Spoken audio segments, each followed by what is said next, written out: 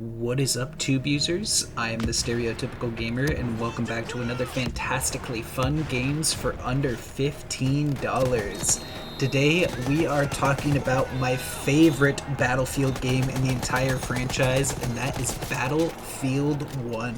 This game is just so fantastic, and even though it's almost 10 years old now, I think it came out in 2016, the graphics still hold up phenomenally. I mean, this game looks gorgeous even by today's standards, and just the overall storytelling in the campaign is phenomenally done. All of the names and stories that you go through are stories that happened in World War One, which is really cool and interesting, and they give a lot of really cool details. Some of the storytelling is a little strange, I will say. I'll get into that later, but overall it is just so well done. And then the multiplayer aspects, and well, I mean, the game is pretty old by now, and not a whole lot of people play the multiplayer.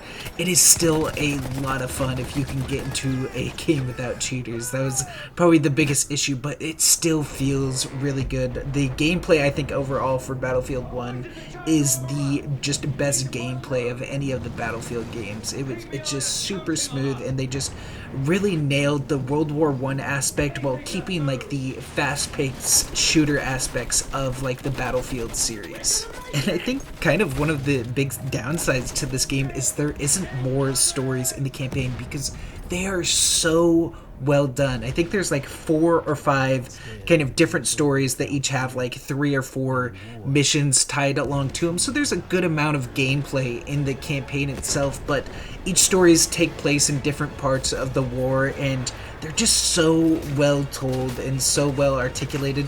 They do kind of embellish a little bit, I think, and kind of the way that some of the stories are told is a little strange, but it is one of the best like war story games that I have ever played. And they do a really good job of keeping the Battlefield formula and just updating it and making it new while bringing it back to the early 1900s, you know? So, like, you had Battlefield 3 and Battlefield 4 technically before this one.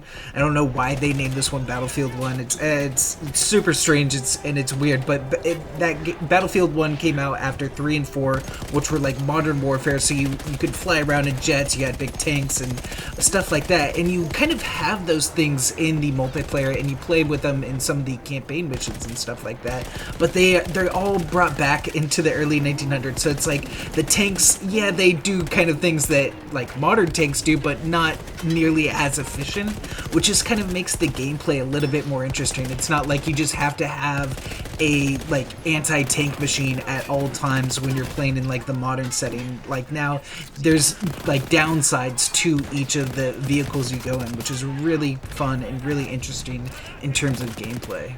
And I love all of the unique and different weapons and their feels for them. They really do a good job of making each weapon feel unique on its own. And I feel like that kind of gets lost in first-person shooters where you kind of just like combine all machine guns into one category and they're all just kind of good at one thing. And then all the submachine guns in one category and they're all good at one thing. And all the shotguns kind of feel similar and stuff like that. But each gun in each category feels unique, which is really nice and really refreshing just to switch things up and get a unique feel for a weapon each time you're playing with something new. And I think it's one of the best things that Battlefield games do in general is destructible environments. I absolutely love the destructible environments in Battlefield games, and especially when playing multiplayer, just to be able to take out an entire building with people in it and just completely collapse it in on them and take everyone out is such a fun and satisfying feeling.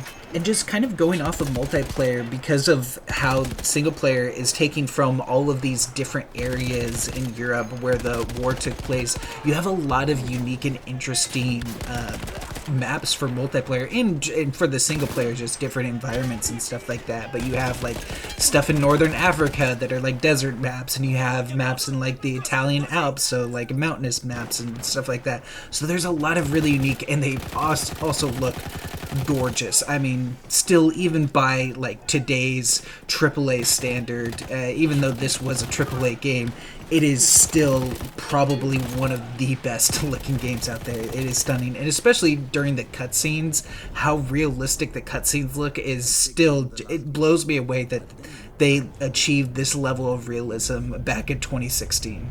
And even though the multiplayer isn't the most active in this game nowadays, the single player is still just so phenomenal, and for the price of, like, I think it's under $3 right now, it's 93% off. This game is an absolute steal just for the single player itself. It is such a fun single player campaign story, and the multiplayer, if you can get into games, is still fun and enjoyable. But it isn't a perfect game, so let's get into some of the bad aspects of Battlefield 1. One small thing that I didn't like about this game is the fact that you have to have the EA app in order to launch it. When I originally downloaded this game, I wasn't able to launch it, and I couldn't really find much on the error code, but I did finally work out that you need to have the EA app installed, launched, and connected to your Steam so it recognizes that you have the game, and then you can launch the game. So it was a whole process to get this thing to actually launch, but it wasn't that bad, and I would still say it's worth it because of that.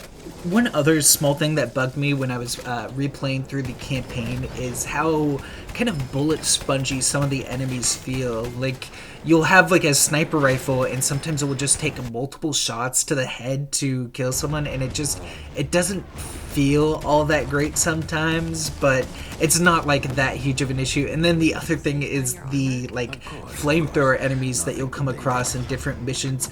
They only have like one death animation, so it's like you have to shoot them down, get all their health down, and they don't just like, they never fall over and die. They always catch on fire and explode, and it's like the same animation each time, and it kind of just takes you out of it once you see it and recognize that, oh, they're gonna explode, and that's what happens literally every time you face one of those enemies. And then I wouldn't even call this a bad aspect, just kind of a weird aspect. So this is one of the stories that you go through, and I don't spoil any of the kind of story of this mission, but basically how it's being told is the guy that you're playing as is narrating what is happening and telling it to his daughter. Like, he's finally telling this like great war story that's like playing out, and just describing in detail what is happening here to like a 16-year-old child just seems so weird to me. But other than that, I do think that this game, just for the single player alone, is worth it. Multiplayer, it's still like active at like definitely during peak times and stuff like that. I think this is one of the more active Battlefield games in general, which is nice. But yeah, I did run into a few cheaters in lobbies, so they're not really upkeeping with stuff like that, which is unfortunate. But for under $3 just for the single player right now, and just the only downside is having to go through the EA app, it's worth it to me, in my opinion. And honestly, this game does probably the best job of like portraying World War One. There's not a whole lot of games that have delved into World War One. There's a lot that have delved into World War Two, and there's a lot of phenomenal games on that. But World War One is it's kind of tricky just because like of how modern shooters work. But they were just able to do such a good job of giving it a modern shooter feel while portraying really well how World War One was like, I imagine.